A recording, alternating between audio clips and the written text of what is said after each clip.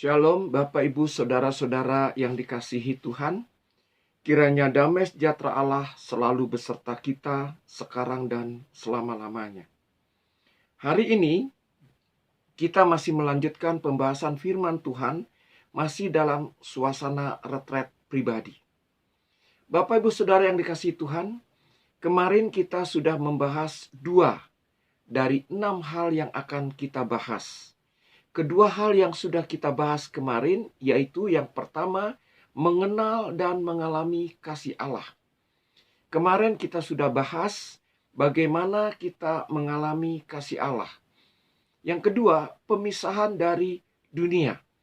Nah, pada hari ini Bapak Ibu Saudara kasih, kita masuk pembahasan yang ketiga, yaitu pengudusan dalam kebenaran. Mari Bapak Ibu Saudara kasih, saya ajak membaca kitab suci dari Yohanes 17 ayat 17 dan 19. Di ayat 17 dikatakan, "Kuduskanlah mereka dalam kebenaran. Firman-Mu adalah kebenaran." Kuduskanlah mereka.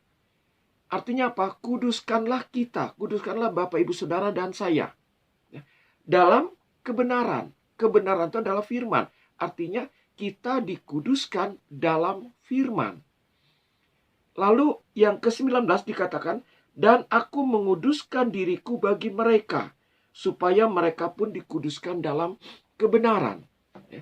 Menguduskan artinya menjadikan kudus. Artinya apa? Kita dipisahkan dari dunia dan dijauhkan dari dosa. Supaya apa? Supaya kita dapat mempunyai persekutuan yang erat dengan Allah dan melayani Dia dengan sukacita. Lihat Bapak Ibu di ayat 19 yang tadi kita baca, Yesus menguduskan diri. Artinya apa? Dia memisahkan diri dari dunia dan melakukan kehendak Allah. Hal keempat yang harus kita renungkan pada hari ini yaitu menerima dan mempercayai firman Allah. Menerima dan mempercayai firman Allah. Ini bicara tentang apa? Ini bicara tentang iman. Saya ajak Bapak Ibu untuk membuka kitab sucinya dari Injil Matius. Dari Injil Matius bab yang ke-17 ayat yang ke-20. Injil Matius bab yang ke-17 ayatnya yang ke-20. Ya. Di situ dikatakan apa?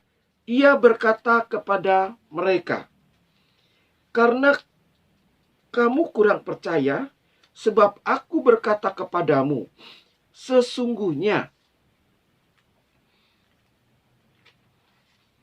sekiranya kamu mempunyai iman sebesar biji sesawi saja, kamu dapat berkata kepada gunung ini, pindah dari tempat ini ke sana.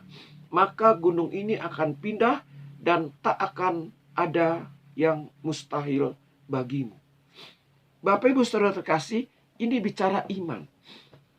Iman yang sejati adalah iman yang memberikan hasil. Ya. Di situ dikatakan tadi memindahkan gunung. Dalam persoalan kita adalah memindahkan masalah kita. Memulihkan masalah kita. Iman.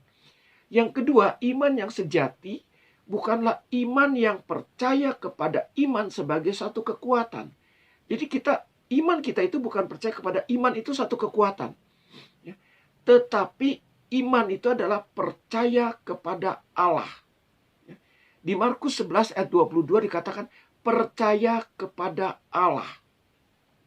Lalu yang ketiga, iman sejati adalah karya Allah di dalam hati orang percaya. Iman itu merupakan karya Allah. Bukan hasil usaha kita, bukan karena kehebatan kita, bukan karena diri kita sendiri. Tetapi iman adalah karya Allah di dalam hati orang-orang percaya. Ya. Lalu yang keempat, Bapak Ibu sekalian, iman yang sejati adalah anugerah. Anugerah dari Tuhan. Bukan karena usaha kita, itu sebuah anugerah. Kenapa? Karena Tuhan mengasihi kita, karena Tuhan menyayangi kita. Lalu yang kelima, iman sejati berada di bawah pengawasan Allah. Jadi Allah sendiri yang mengawasi, yang melihat, yang memperhatikan iman kita. Jadi Bapak Ibu saudara kasih, hari ini kita renungkan kembali dua hal. Dua hal yang kita renungkan hari ini adalah yang pertama, pengudusan dalam kebenaran.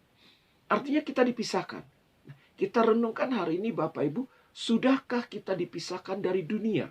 Kemarin sudah kita bahas sedikit tentang dunia. Yang kedua, sudahkah kita dijauhkan diri dari dosa? Sudahkah Bapak Ibu Saudara kasih menjauhkan diri dari kehidupan-kehidupan yang mengakibatkan kita berdosa? Lalu yang berikutnya yang akan kita renungkan adalah apakah kita punya iman yang baik, punya iman yang sejati. Mari kita renungkan hari ini Bapak Ibu Saudara kasih tentang dua hal ini, tentang iman dan juga tentang pengkudusan. Dua hal ini Bapak Ibu Saudara kasih, mari kita renungkan di dalam suasana retret pribadi ini. Besok kita lanjutkan dengan dua hal yang terakhir yang dalam tema supaya semua menjadi satu. Baik Bapak Ibu Saudara kasih, kembali kita merenungkan, kembali kita masuk di dalam suasana doa, dalam suasana retret, dalam suasana permenungan, dalam suasana refleksi pribadi. Semoga retret pribadi Bapak Ibu Saudara terkasih membawa satu berkat, membawa satu refleksi pribadi yang baik, sehingga nanti selesai retret pribadi, kita akan menghasilkan satu pribadi yang berbeda. Satu pribadi yang luar biasa. Terima kasih Bapak Ibu Saudara kasih, Tuhan Yesus memberkati kita semua.